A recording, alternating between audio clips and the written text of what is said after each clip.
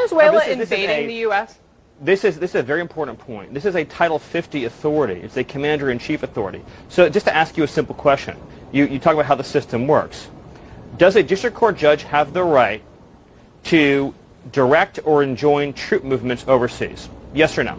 Well, Stephen, my question. Well, no, if you could answer my question first. In other words, is Venezuela invading our country in a way that would apply this way? So I'll answer yours and you'll answer mine. Under the terms of the statute, Tren de Aragua is an alien enemy force that has come here as detailed at length in the proclamation at the direction of the Venezuelan government.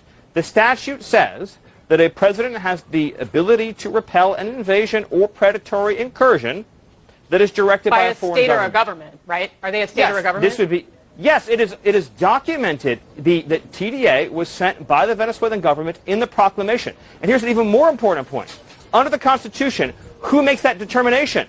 A district court judge elected by no one or the commander-in-chief of the Army and Navy?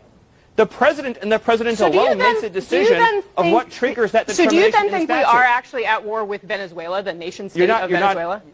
You're not hearing me and you're not understanding me. Read the statute, Alien Enemies Act, 1798. It says if a predatory incursion is perpetrated by a foreign government, so it lists three qualifying actions. It could be an act of war. It does say in the very beginning there has to be a declared war against a nation or a state. That's what it says. No, wrong. Look up the statute. It's on my account on social media. That's actually where we found it earlier. Yes.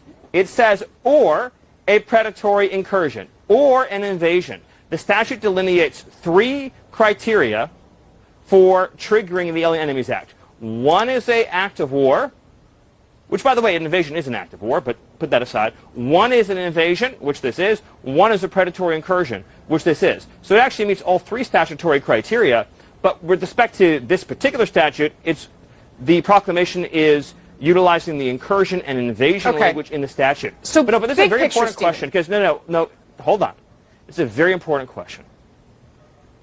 You said the way our system works is the President of the United States commands the armed forces of the country, commands the foreign policy of the country, and that's subject to district court review. That is fundamentally untrue. I never said that, Stephen. I did not say that has never been true. This was not a military operation. A district court judge can no more enjoin the expulsion of foreign terrorists to foreign soil that he can direct the movement of Air Force One, that he can direct the movement of an aircraft carrier, that he can direct Marco Rubio to engage in diplomacy in a country or not. Do you think the Supreme Court has any say over this or not?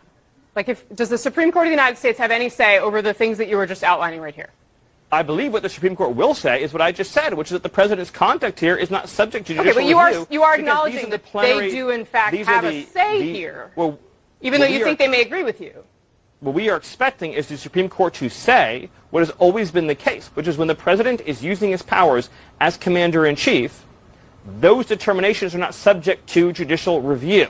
In other words, the president's designation of Tren de Aragua as a foreign terrorist organization and as an alien enemy are part of his inherent plenary authority. There is no way. At what point in the system, Stephen, how are you going to expel? How are you going to expel illegal alien invaders from our country who are raping little girls, who are murdering little girls, if each and every deportation has to be adjudicated in a district court judge? That means you have no country, it means you have no sovereignty, it means you have no future.